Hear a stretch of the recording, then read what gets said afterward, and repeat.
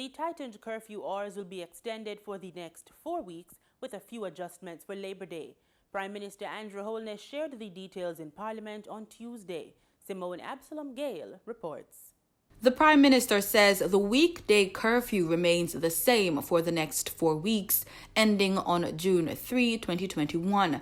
But there are a few changes to the weekend curfew. The curfew hours for weekdays, Monday to Friday, will remain at 8 p.m. to 5 a.m. And they will end, of course, on the 3rd of June at 5 a.m. The curfew hours for the weekend will be modified for the next 4 weekends. The curfew will now begin on 6 p.m. on Saturday and at 2 p.m. on Sunday, and end, of course, at 5 a.m. the following day. He says an all-day curfew will be in effect on Labor Day, which will be observed on Monday, May 24. For Labor Day, Madam Speaker, which is celebrated on the 24th of May, but the official date would have been the 23rd, but because the 23rd is a Sunday, the Labor Day would be celebrated on the day following. So on Monday, the 24th of May, 2021, there will be an all-day curfew. So that will be a no-movement day. Therefore, on Sunday, May 23rd, the curfew will begin at 2 p.m. and it will go right through Monday and end at 5 a.m. on Tuesday, the 25th of May. Mr. Holness notes that the number of positive cases and hospitalizations are trending downwards. Both lines are trending downwards, with the number of new cases declining faster than new hospitalizations, as there is usually a lag between onset of symptoms and hospitalizations.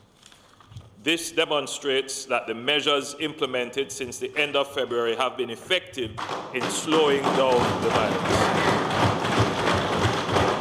The Prime Minister says it would be premature to open up the country right now and relax the strict safety measures, as he says we're not out of the woods yet. If you open up while you are in the high-level risk zone or the medium-level risk zone, the probability of the spike being higher than it was previously is greater. What that means, Madam Speaker, is that if we were to even contemplate opening up now, the risk of a third wave happening is greater. But not only that, the risk of the third wave being more devastating, certainly in terms of the number of infections and the number of hospitalizations, would be greater, because you're starting from a much higher level of existing infections in the population.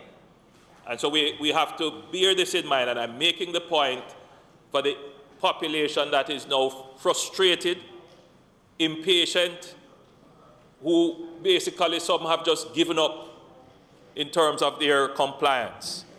According to the Prime Minister, the work-from-home measures for the public sector have been extended. The limit for public gatherings remains at 10. Funeral services are still banned, with only burials being permitted with a 15-person limit. The same 15-person limit applies for weddings. Churches are still being allowed to have services with 30 worshippers in attendance. For the news on PBCJ, I'm Simone Absalom Gale.